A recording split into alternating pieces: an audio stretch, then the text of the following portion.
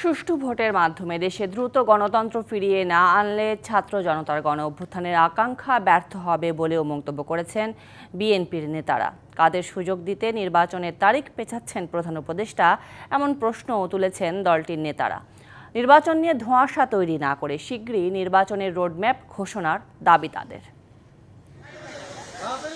রোববার ঢাকা বিশ্ববিদ্যালয়ের চারুকলায় বর্ষবরণ অনুষ্ঠান আনন্দ শোভাযাত্রার প্রস্তুতি পর্ব ঘুরে দেখেন বিএনপির সিনিয়র যুগ্ম মহাসচিব রুহুল কবির রিজভী।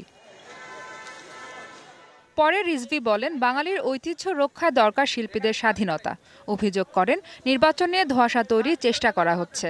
যারা আমাদের দীর্ঘদিনের অর্জিত আমাদের যে সাংস্কৃতিক ঐতিহ্য, গর্ব, আমাদের অর্জন, এইটাকে যেন তাদের থাবায় বিন্যস্ত করতে না পারে। আমরা আমাদের যে সংস্কৃতি সেটা নিয়েই আমরা চলব।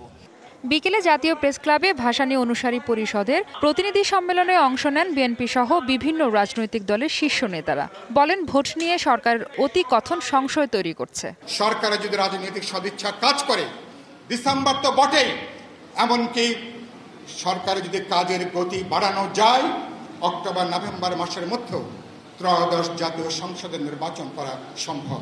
এটা একটা অদ্ভুত পরিস্থিতি চলছে। কেউ কেউ নির্বাচন বিরোধিতা করছে, কেউ কেউ আবার বলছে নির্বাচনই দরকার নেই, 5 বছরই প্রফেসর ইউনূস ক্ষমতায় থাকুন। উনি সরকারের উপদেষ্টাই বলেন, আর সরকারের আশীর্বাদ পুষ্ট, এমনকি প্রফেসর ইউনূসেরও ভালোবাসায় শিক্ষিত যে দল গড়ে উঠছে, তাদের সাথে প্রফেসর ইউনূসের কথা তো মিলছে না।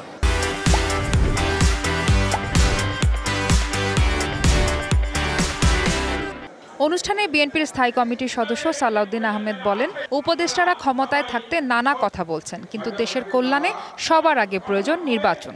আপনারা গণতন্ত্রের উল্টা দিকে যাত্রা শুরু করবেন, নির্বাচনের কথা বলে নির্বাচন নিয়ে ধোঁয়াশা সৃষ্টি করবেন। এটা কি গণতন্ত্রের জন্য শুভ? এটা কি গণ অভ্যুত্থানের প্রত্যাশা ছিল? এটা কি গণ অভ্যুত্থানের জন আকাঙ্ক্ষা ছিল? জুলাই আগস্ট গণতান্ত্রিক আকাঙ্ক্ষা থেকেই ছাত্র জনতার গণ অভ্যুত্থান, এমন মন্তব্য করেন দলটির স্থায়ী কমিটির এই সদস্য। আপনারা অবশ্যই অনির্বাচিত, সেটা প্রতিদিনই আপনাকে স্মরণ করিয়ে দেওয়া হবে। মাহফুজা বৃষ্টি, ডিভিসি নিউজ, ঢাকা।